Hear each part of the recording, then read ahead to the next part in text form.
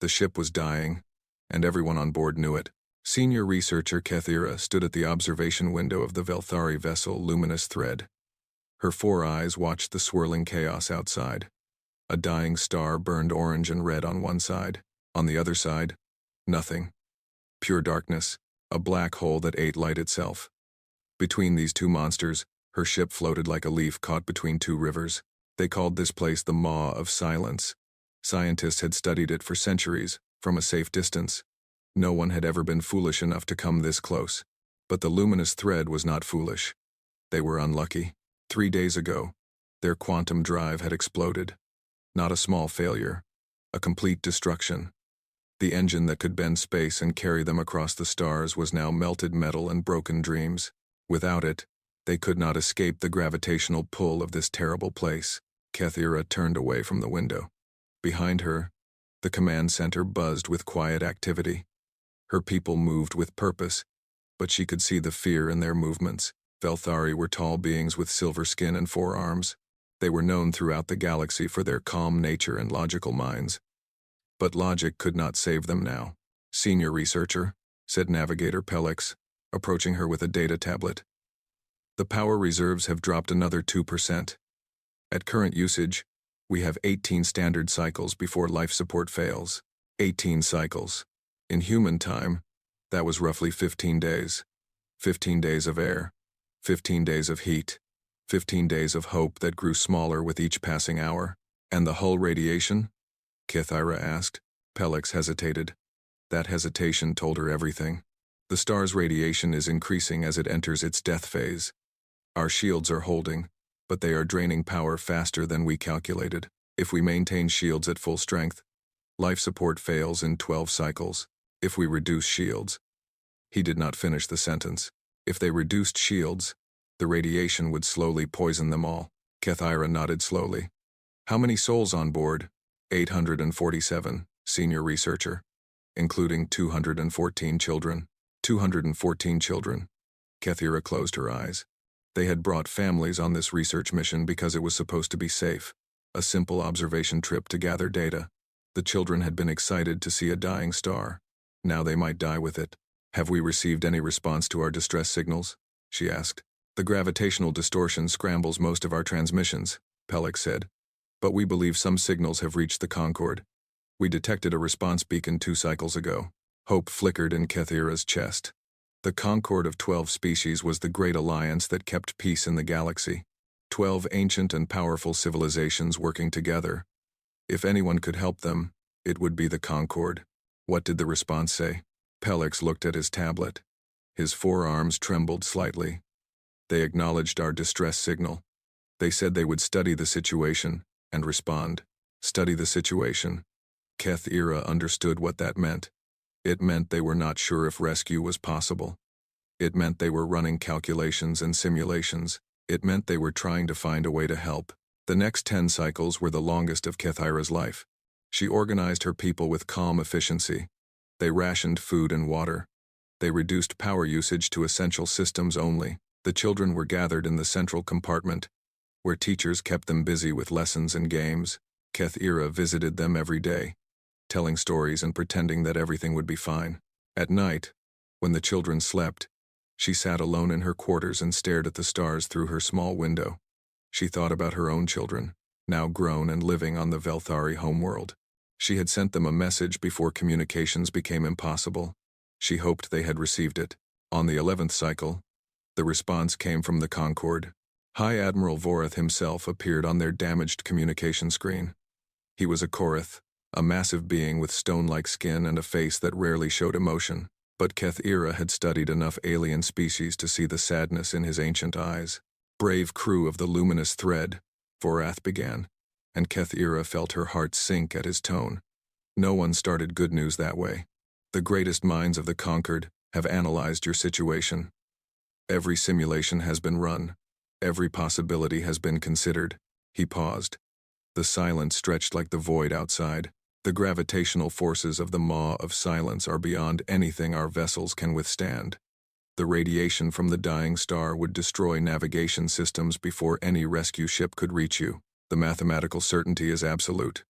Another pause. Rescue is impossible. Around Kethira, her crew stood frozen. Some wept silently. Others simply stared at the screen with empty eyes. The Concorde mourns with you, Vorath continued. Your names will be remembered. Your sacrifice will be honored. We recommend that you spend your remaining time with loved ones and prepare for the journey beyond. May the stars guide your spirits home. The screen went dark. For a long moment, no one moved. Then Navigator Pellix fell to his knees, his forearms wrapped around himself. A young engineer began to sob. The sound spread through the command center like a wave. Kethira did not cry. She was too tired for tears. She walked slowly through the corridors of her dying ship. She passed crew members who sat against walls, holding each other. She passed scientists who had stopped working on useless repairs. She passed a mother carrying a sleeping child, walking nowhere in particular. Eventually, she reached the observation deck. The 214 children were there, arranged in small groups, listening to a teacher tell an old Velthari legend about the first star travelers. The children did not know they were going to die. They did not understand the announcement that had just been made. They were simply bored and tired and wanted to go home. Kethira stood at the back of the room and watched them. A young girl with bright silver skin looked up and saw her.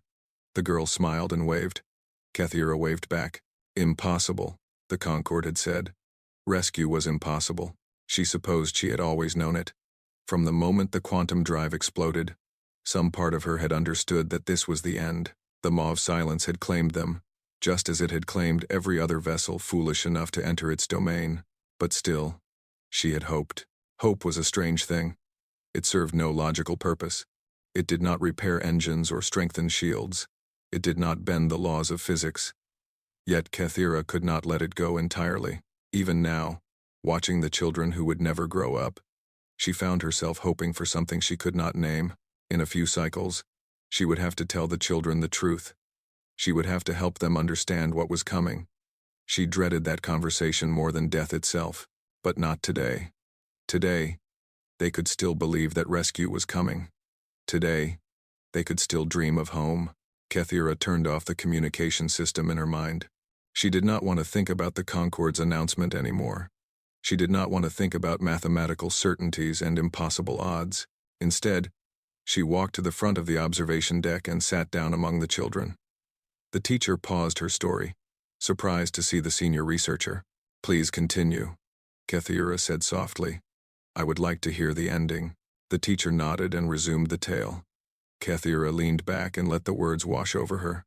Outside, the dying star continued its slow collapse. The black hole continued its endless hunger, and 847 Velthari waited for a rescue that would never come, or so they believed. But somewhere in the vast darkness of space, beyond the Maw of Silence, beyond the borders of the Concorde, a species called humans had just heard about their situation, and humans had a very different definition of impossible.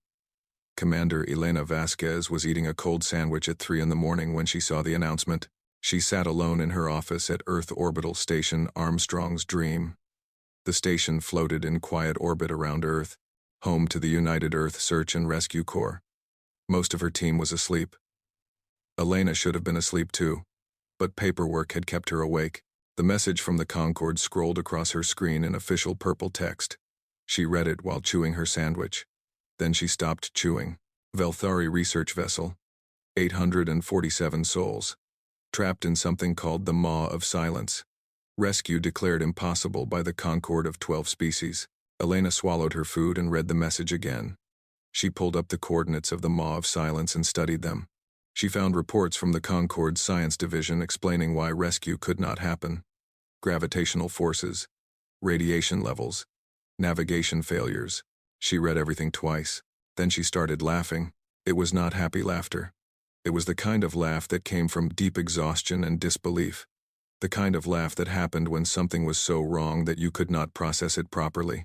They gave up, she said to her empty office. They just gave up? She had been in search and rescue for 22 years. She had pulled survivors from collapsed buildings, sinking ships, crashed spacecraft, and burning stations. She had rescued people from asteroids, moons, and the atmosphere of a gas giant. She had never once looked at a situation and said the word impossible. Difficult, yes. Dangerous, absolutely. Likely to get her killed, on several occasions. But impossible? No. Never impossible. Elena picked up her communication device and called the Concord liaison office. A tired Korath official answered. Commander Vasquez, he said, recognizing her. It is very late in your time cycle. How may I help you? I want all data on the luminous thread situation, Elena said. Everything you have. Sensor readings, gravitational maps, radiation measurements, ship specifications. Everything.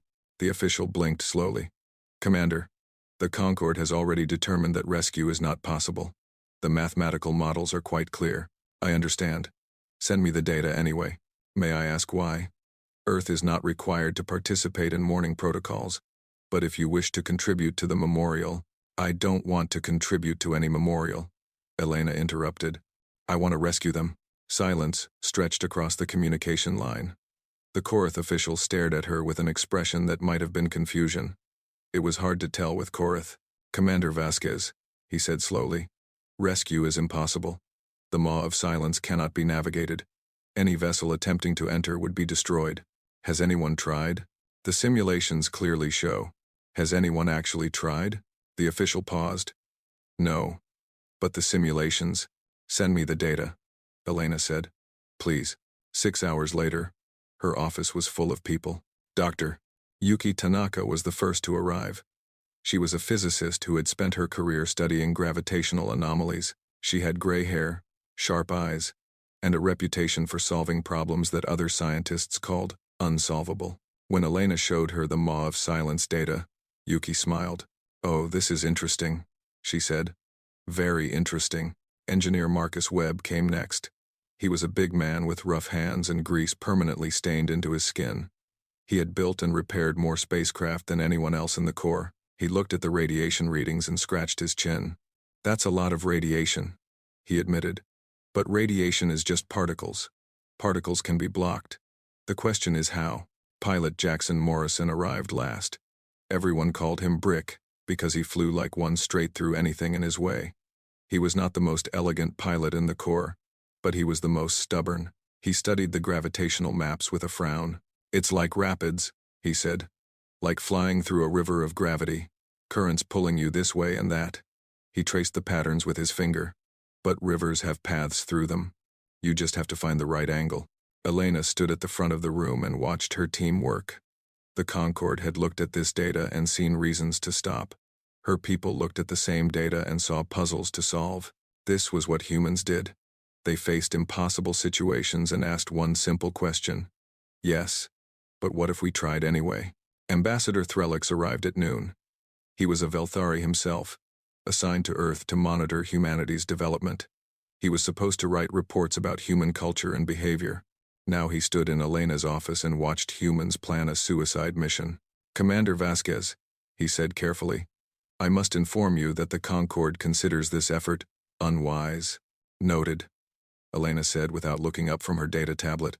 The mathematical certainty of failure is above 99%. So there's a chance, Marcus muttered. Threlix turned his 4 eyes toward the engineer. A less than 1% chance is not a chance. It is a statistical error. It's still not zero, Yuki said cheerfully. The ambassador tried again. You will almost certainly die. You understand this? Elena finally looked at him. Her eyes were tired but determined. Ambassador, there are 847 people trapped out there, including 214 children. They're going to die in a few days unless someone helps them. Yes. And the Concord mourns. I don't want mourning. I want rescuing. But it cannot be done. Elena smiled. It was not a warm smile. Ambassador Threlix, do you know what humans have been doing for the last 200,000 years? He shook his head. Surviving, she said. Against predators bigger and stronger than us. Against diseases we couldn't see. Against weather that froze and burned and drowned us. Against ourselves. Sometimes, every single day, our ancestors faced situations that should have killed them. And every single day, enough of them survived to have children. We are the descendants of people who refuse to accept impossible. She turned back to her team. Now, if you'll excuse us, we have a rescue to plan. Threlix watched in silence as the humans worked. They argued about radiation shielding. They debated gravitational navigation. They drew diagrams and ran numbers and rejected ideas and tried new ones. Hour after hour, they pushed against the walls of impossibility, and slowly, piece by piece, they found cracks in those walls. Dr. Tanaka discovered that rotating the ship's hull could distribute radiation damage evenly, preventing any one section from overloading. Marcus figured out how to reinforce the engines to handle gravitational stress. Brick found a path through the gravitational currents, dangerous and narrow, but possible. By evening, they had a plan. It was not a good plan. It relied on perfect timing, incredible piloting, and more luck than Elena liked. But it was a plan. She stood before her team and looked at each face. Yuki with her confident smile, Marcus with his steady hands, Brick with his stubborn jaw, and 9 other volunteers who had answered her call. "I won't lie to you," Elena said. "This mission is dangerous. The Concorde is probably right that we can't do it. There's a very good chance we all die out there." No one moved. No one spoke. "But there's also a chance we save 847 people," Elena continued. "And that chance is worth taking. At least to me." Brick cracked his knuckles. "I've flown worse." "You've never flown anything like this," Yuki pointed out. "Exactly. It'll be a nice change." Marcus laughed. Even Elena smiled. She turned to Ambassador Threlix, who still stood in the corner, watching with wide eyes. "Please send a message to the Conquered," she said. "Tell them we're going to rescue the luminous thread, and tell them to stay out of our way." The ambassador's translator device struggled with her words. When he finally understood, his silver skin turned pale. "You are truly going to do this," he said. It was not a question. "Yes," Elena said. "Even though you might die." "Yes." "Why?" Elena thought about the question. Why risk her life and the lives of her team for strangers from another species? Why challenge the wisdom of the Concorde? Why refuse to accept what everyone told her was impossible? The answer was simple. "Because they need help," she said. "And we can help. That's all the reason we need." 3 hours later, the modified rescue tug Stubborn Miracle launched from Armstrong's Dream. 12 humans aboard. 1 mission. The galaxy watched them go and wondered if they would ever see them again. The Stubborn Miracle was not a beautiful ship. She was a deep space tug, designed for hauling cargo and pushing broken vessels to port. Her hull was covered in dents and patches from decades of hard use. Her engines were loud. Her interior was cramped, but Marcus Webb had spent 48 hours upgrading her, and now she was ready for something no ship had ever done before. Commander Elena Vasquez sat in the captain's chair and watched the stars slide past the viewport. They had been traveling for 2 days. The maw of silence grew closer with each passing hour. She could already see the orange glow of the dying star, and the empty darkness where the black hole lurked. Approaching the outer boundary, Brick called from the pilot's seat. His hands rested lightly on the manual controls. "Gravity readings are starting to fluctuate." Elena nodded. "All stations, report status. Shields at full power," came the response from the shield station. "Hull integrity stable," Marcus reported from engineering. "Navigation systems functioning," Dr. Tanaka added. For now. Those 2 words carried a lot of weight. The Concorde had marked a boundary around the maw of silence. Beyond this line, their sensors became unreliable. Their navigation systems failed. Their ships lost control. Every Concorde species knew not to cross this boundary. "We're about to cross the line," Brick announced. "Last chance to turn back." No one spoke. No one moved. Brick grinned. "Didn't think so." The Stubborn Miracle crossed the boundary. At first, nothing happened. The ship continued forward, engines humming steadily. Elena began to hope that maybe the Concorde had been too cautious, too afraid. Then the first gravitational wave hit them. The ship lurched sideways. Elena grabbed her armrest as loose objects flew across the bridge. Alarms screamed. Red lights flashed. "Gravity spike from port side," Tanaka shouted. "The black hole's influence is stronger than the models predicted." "Adjusting course," Brick said calmly. His hands moved across the controls, correcting their path. The ship steadied. "Everyone okay?" Elena released her grip on the armrest. Her heart was pounding, but she kept her voice steady. "Continue forward." They pushed deeper into the maw. The gravitational currents became stronger. The ship rocked and swayed like a boat in a storm. Brick flew manually now, his eyes never leaving the viewport. The navigation computer had started giving contradictory readings. It saw gravity pulling them in 3 directions at once and could not process the information. "Flying blind," Brick muttered. "Just me and the stars." The radiation came next. It started as a gentle increase in background readings. Then it doubled. Then it doubled again. The dying star was throwing off energy in massive waves, its outer layers peeling away as it collapsed. Radiation levels rising fast, the shield operator reported. "Shields are holding, but they're consuming more power than expected. Start the rotation protocol," Elena ordered. The stubborn miracle began to spin slowly, like a rotisserie chicken over a fire. This distributed the radiation across the entire hull instead of letting it concentrate on one side. Dr. Tanaka's idea.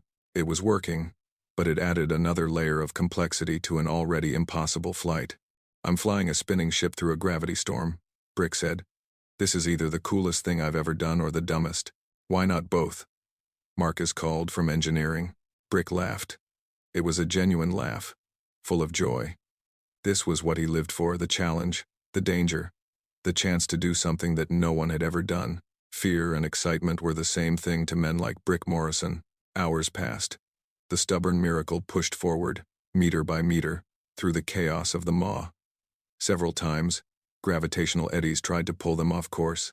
Brick fought through each one with skill and stubbornness. Several times, radiation spikes threatened to overwhelm their shields. Marcus rerouted power from every non-essential system to compensate. They lost their long-range communications first. The gravitational distortion scrambled the signals. Then they lost one of their sensor arrays when a radiation burst fried its circuits. They were blind and deaf. Flying on instinct alone, Elena watched her crew work. They moved with calm efficiency, solving problems as they appeared. No panic, no complaints. This was what search and rescue teams did. They faced the worst situations imaginable and found ways through them. "I'm getting something," Tanaka said suddenly. "A weak signal. Could be the luminous thread. Can you respond?" Tanaka adjusted her instruments.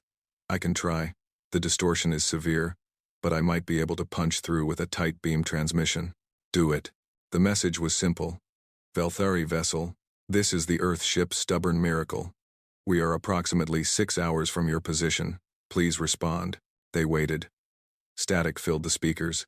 The seconds stretched into minutes. Then, faint and broken but unmistakably real, a voice replied. "Earth vessel, this is. Luminous thread. You are. Coming." Elena grabbed the microphone. "Luminous thread, this is Commander Elena Vasquez. Yes, we are coming. Hold on.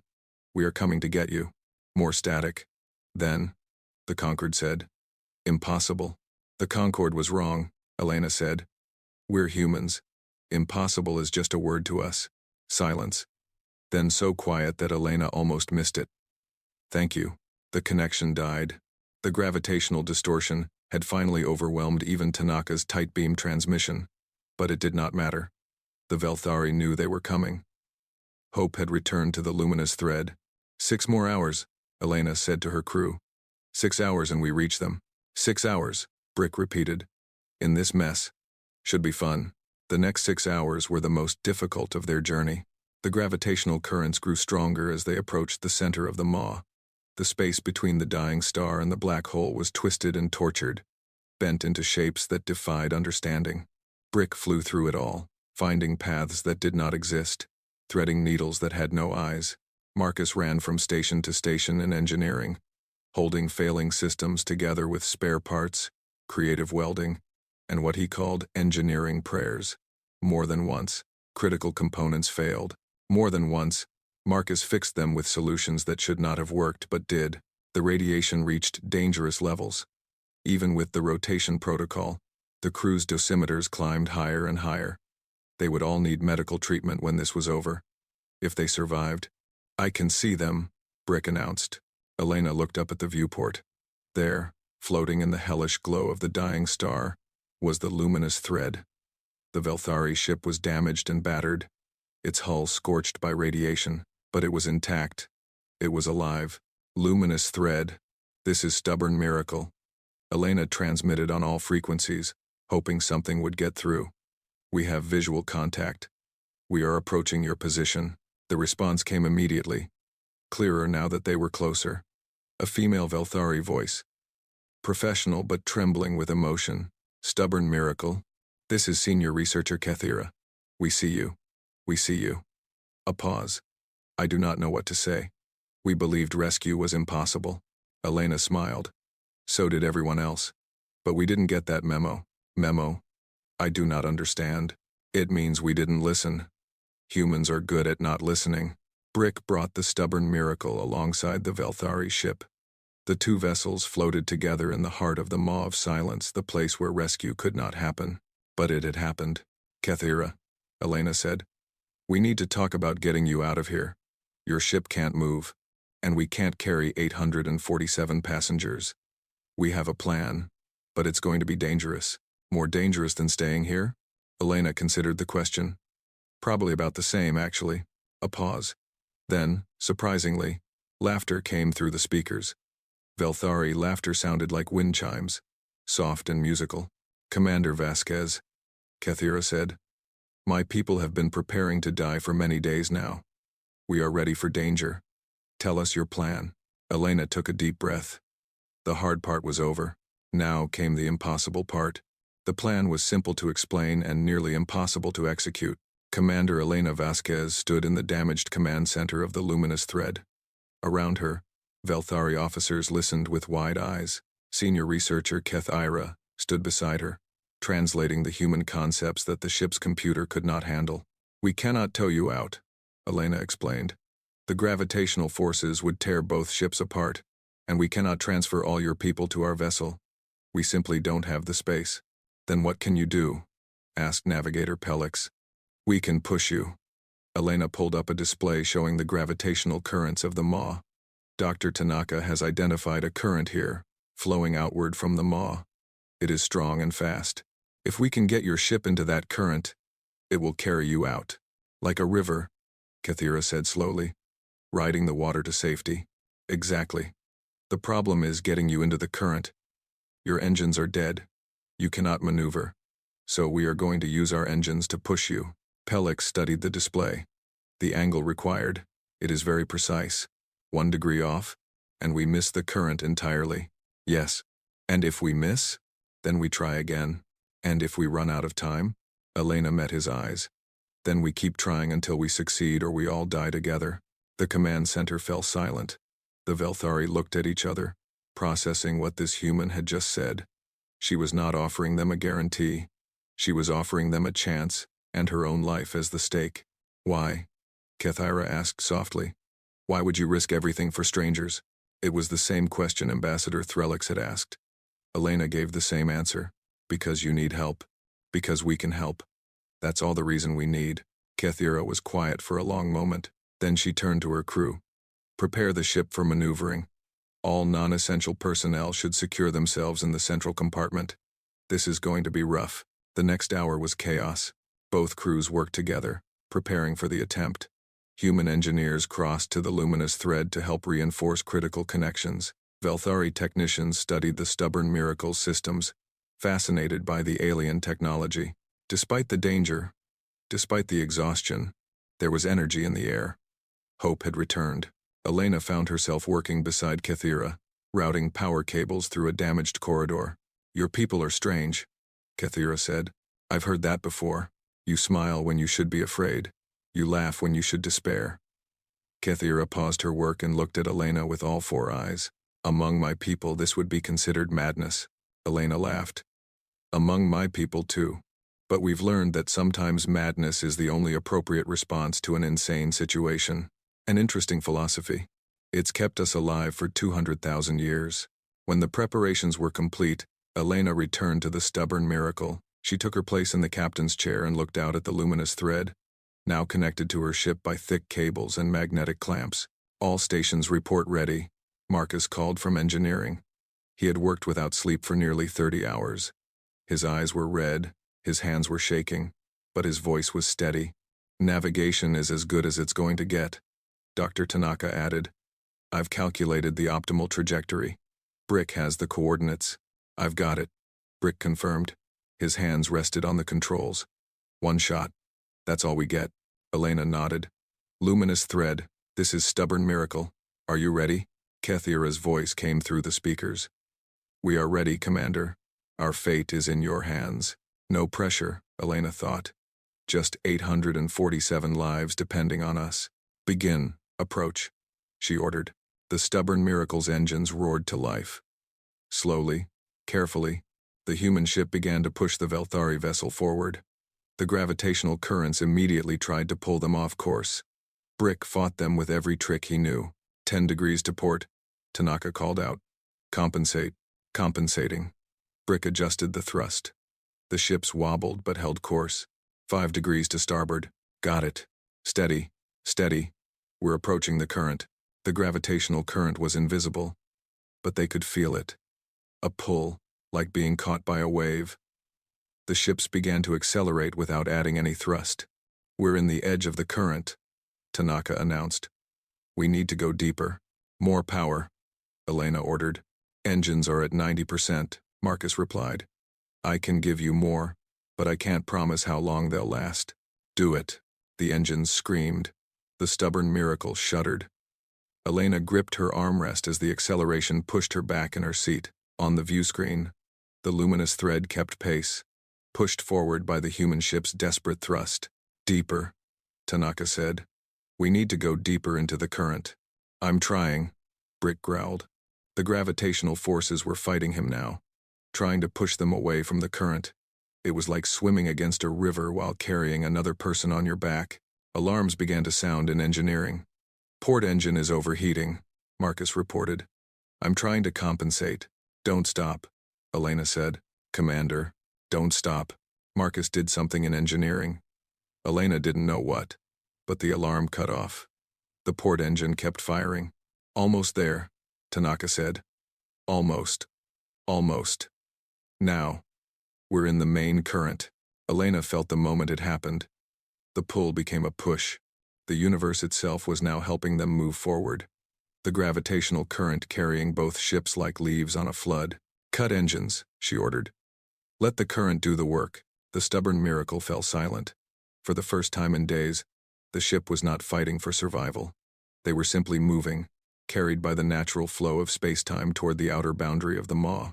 Speed increasing, Tanaka reported. We're accelerating.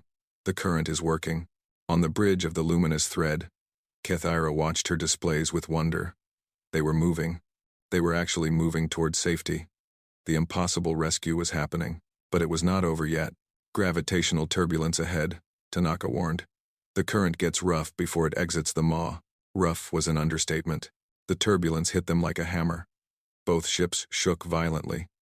Elena heard metal groaning, systems failing, her crew shouting warnings. The magnetic clamps connecting the two ships strained against forces they were never designed to handle. We're losing connection 3, Marcus shouted. Clamp is failing. Can you reinforce it? I'll have to go outside. Do it. Marcus grabbed an emergency suit and ran for the airlock. Elena watched him go, knowing she might never see him again. Outside the ship, the radiation would be lethal within minutes. Even with the suit, he might not survive. But without that connection, the luminous thread would break free. It would tumble off course, lost forever in the maw. 847 people would die because one clamp failed. Marcus stepped outside, through the external cameras. Elena watched him move along the hull. The dying star painted everything orange and red. Radiation warnings flashed on her screen. His suit was absorbing more than it could handle. But he kept moving. He reached the failing clamp. Elena could see the problem. A structural beam had bent under the stress, pulling the clamp away from the Velthari hull. Marcus braced himself and began to work. Hurry, Marcus, Elena whispered. The turbulence intensified. The ships lurched sideways. Marcus lost his grip and floated free, connected to the hull only by his safety tether. For a terrible moment, Elena thought he was lost. Then he pulled himself back, hand over hand, fighting against the chaos. He returned to the clamp. His movements were slower now. The radiation was affecting him. But he did not stop. Almost got it. His voice crackled through the radio. Just need to. There. The clamp locked into place. The connection held. Marcus, get inside. Now. He did not argue. He moved as fast as his weakening body would allow, pulling himself along the tether, reaching the airlock, cycling through. Outer boundary approaching, Tanaka announced. 30 seconds. Elena watched the viewport. The edge of the maw was visible, now the line where chaos ended and normal space began. They were so close. The ships lurched again. More alarms, more warnings. But they held together. 20 seconds. 10 seconds. 5. The stubborn miracle and the luminous thread crossed the outer boundary of the maw of silence. They were out. Elena slumped in her chair. Around her, her crew collapsed against their stations, too exhausted to celebrate. The battle was over. They had won. Luminous thread. She transmitted weakly. "We're clear. You're safe." Kathira's response came through the speakers. Her voice was thick with emotion. "Stubborn miracle. I have no words. You have done what could not be done. You have saved us all." Elena smiled. "Just doing our job." In the medical bay, Marcus lay on a treatment bed. The radiation had done serious damage, but he would survive. He would recover. When Elena visited him, he was already making jokes. "How's the ship?" he asked. "Better than you." "That's not saying much." He coughed and winced. "Did we really do it?" "We really did it." Marcus grinned. "Then it was worth it." Elena squeezed his hand and left him to rest. She walked through the corridors of her battered ship, past crew members who had given everything they had. They were all hurt in some way: radiation exposure, exhaustion, injuries from the violent maneuvering. But they were alive. And so were 847 Velthari who should have been dead. Outside the viewport, the maw of silence still churned with deadly energy. But it had not won. Not today. Humans had come. Humans had refused to accept impossible. And because of that, everyone was going home. The welcome fleet appeared 3 days after the rescue. 17 ships from 12 different species formed a corridor of honor through empty space. Their lights blinked in patterns that meant welcome and gratitude in a dozen different languages. Commander Elena Vasquez watched them approach and felt a strange tightness in her chest. "That's a lot of ships," Brick observed from the pilot's seat. "They're here for the luminous thread," Elena said. "We're just the delivery service." "Commander," Tanaka said softly, "I don't think that's true." The communication channels filled with voices. Representatives from every Concord species wanted to speak to the human ship. They offered congratulations and praise and expressions of wonder. Elena answered as many as she could, but eventually she had to stop. There were too many voices, too many questions, too much attention. The stubborn miracle and the luminous thread docked at Concord Central Station together. The station was massive, home to millions of beings from across the galaxy. Today, it seemed like all of them had come to watch the impossible rescue ship arrive. Elena led her crew off the ship and found themselves facing a wall of cameras, reporters, and curious aliens. She had never liked public attention. She preferred to do her job and go home, but there was no avoiding this. Kathira was waiting for her. The senior researcher had changed in the weeks since the rescue. She stood taller somehow, despite the exhaustion that still showed in her 4 eyes. Behind her stood a crowd of Velthari survivors, children and adults, scientists and engineers, all the people who had been ready to die in the maw of silence. "Commander Vasquez," Kathira said formally. Then she abandoned formality and embraced Elena with all 4 arms. "Thank you. Thank you for everything." Elena returned the embrace awkwardly. Humans usually only had 2 arms for hugging. "You're welcome. I'm glad we could help." The crowd of Velthari surged forward. Suddenly, Elena's entire crew was surrounded by grateful aliens. Children clung to their legs. Adults pressed their hands and spoke words of thanks in languages the humans did not understand. The meaning was clear anyway. One small Velthari girl approached Brick Morrison. She was perhaps 6 years old in human terms, with bright silver skin and curious eyes. She looked up at the pilot who had flown them through impossible space. "Are you the one who flew the ship?" she asked. Brick knelt down to her level. "I am. Were you scared?" Brick thought about it. "A little. But being scared doesn't mean you stop. It just means you're paying attention." The girl considered this wisdom with the seriousness only children could manage. "I was scared too. I thought we were going to die.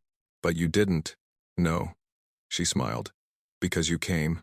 Brick had faced gravitational storms and radiation waves without flinching. But this small girl's smile made his eyes water. He blamed the radiation exposure. The Concord Assembly convened a formal session 3 days later. Representatives from all 12 species gathered in the Great Hall. a dome of transparent metal that showed the stars in every direction. Elena and her crew sat in the center, feeling very small and very out of place. High Admiral Vorath spoke first. He was the same official who had declared rescue impossible. Now he stood before the assembled species and spoke words he had never expected to say. "The Concorde was wrong," he began. "We looked at the data. We ran the simulations. We concluded that rescue could not happen. We were wrong." He turned to face the human crew. "You showed us that our calculations, while correct, were incomplete. We measured physical forces and radiation levels and gravitational pressures. But we did not measure will. We did not measure courage. We did not measure the human refusal to accept defeat." Murmurs ran through the assembly. The other species were listening carefully. "This Concorde has existed for 10,000 years, Vorath continued. "In that time, we have learned much about the universe. But today, we have learned something new. We have learned that impossibility is not a wall. It is a door, and sometimes it takes a young species, a stubborn species, to remind us that doors can be opened." Applause filled the dome. Not the rhythmic clapping of human applause, but 1,000 different sounds from 100 different species all expressing the same thing. Gratitude, respect, wonder. Kethira spoke next. She walked to the center of the assembly and faced the gathered representatives. Her voice carried clearly through the hall. "I commanded the luminous thread. I was responsible for 847 lives. When our drive failed, I accepted that we would die. When the Concorde declared rescue impossible, I prepared my people for death. I had given up." She turned to look at Elena. "But the humans had not. They did not know us. They did not owe us anything. They had no reason to risk their lives for strangers from another species. But they came anyway." Her voice grew stronger. "They did not rescue us because it was possible. They rescued us because we needed to be rescued. I do not think they understand any other way to be. This is not a weakness. This is a strength that our ancient species have forgotten. The strength to look at the impossible and say, 'Yes, but what if we tried anyway?'" She faced the assembly again. "I recommend that humanity be granted full membership in the Concorde of 12 species. More than that, I recommend that they be integrated into all emergency response operations. Not because they are the strongest, not because they are the most advanced, but because they are the only species in the known galaxy who truly believe that no one should be left behind." The vote was unanimous. Humanity became the 13th member of the Concorde that day. Not through conquest or technological superiority, through stubbornness, through compassion, through the simple belief that helping others was the right thing to do. After the ceremony, there was a celebration. Elena tried to escape, but the crowd was too thick. Eventually she found a quiet corner near a large window and stood there, looking at the stars. Ambassador Threlix found her there. "You do not enjoy attention," he observed. "No. You would prefer to return to your station and continue your work." "Yes." Threlix stood beside her, also watching the stars. "My report to the Conquered Council was difficult to write. I have studied humanity for many years. I thought I understood your species. I was wrong." "What did you say in your report?" Threlix was quiet for a moment. "I said that humans do not see the universe as it is. You see it as it could be, if only you push hard enough. I said that this makes you profoundly dangerous and profoundly necessary." Elena smiled. "Dangerous and necessary. I'll take that. It was meant as a compliment." "I know." They stood in comfortable silence for a while. Then Threlix spoke again. "May I ask you something personal, Commander?" "Go ahead." "When you launched toward the Maw, when everyone said you would fail, did you truly believe you could succeed? Or were you simply unwilling to accept failure?" Elena thought about the question. It was a good question. She remembered the moment she had read the Concorde's announcement. She remembered her crew working through the night, finding solutions to unsolvable problems. She remembered crossing the boundary into the Maw, not knowing if they would ever come out. "Both," she finally said. "I believed we could succeed because I refused to accept failure. For humans, those two things are the same." Threlix nodded slowly. "A fascinating species. We try." Across the celebration hall, Brick Morrison was surrounded by young Velthari. They hung on his every word as he described the flight through the Maw. His story grew more exciting with each telling, but no one minded. He had earned the right to exaggerate. Marcus Webb sat in a corner, still recovering from his radiation exposure. A Velthari healer attended to him. using techniques that human medicine had never seen. Marcus was more interested in asking about Velthari engineering than his own health. Dr. Tanaka was deep in conversation with a group of Concord scientists. They were arguing about gravitational physics and loving every moment of it. By the end of the night, they would have outlined 3 new research papers. And somewhere in the crowd, a young Velthari girl approached her mother. "Mother," she said, "when I grow up I want to be like the humans." Her mother looked down at her. "What do you mean?" "I want to help people who need help. Even when everyone says it's impossible, I want to be stubborn like them." Her mother smiled and knelt down to embrace her daughter. "Then you will be. You survived the maw of silence. You are already one of them." The party continued long into the station's artificial night. Representatives from 12 species, now 13, celebrated together. For the first time in 10,000 years, the galaxy had a new member in its greatest alliance. And across the stars, on a small blue planet called Earth, the news spread. Humanity had proven itself, not through weapons or power or technology, through something simpler and more profound, through the simple belief that impossible was just a word, through the stubborn, beautiful, completely unreasonable conviction that no one should die alone when there was anything that could be done about it, through being human. And somewhere in the void, the maw of silence churned on, hungry and eternal. But it had lost today, and it would lose again, because humans were coming to the stars, and they would never stop trying.